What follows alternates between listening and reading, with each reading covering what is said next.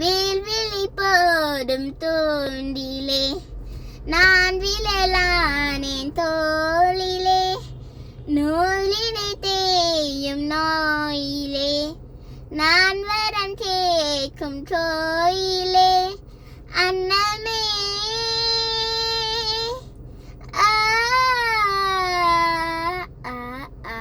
அன்னமே எந்தன் சொர்ணமே உந்தன் எண்ணமே வானவில் வண்ணமே கண்ணமே மதில் சின்னமே அதில் பொன்மணி வைரங்கள் மின்னுமே என்னது தொல்லை பண்ணுமே பெண்ணென்னும் ரன்லிக்குள் பேரின்பமே இந்த மான் உந்தன் சொந்த மான் பக்கம் வந்து மான் சிந்து பாடும் சிந்தைக்குள்ளாடும் ஜீவனே கண்மணியே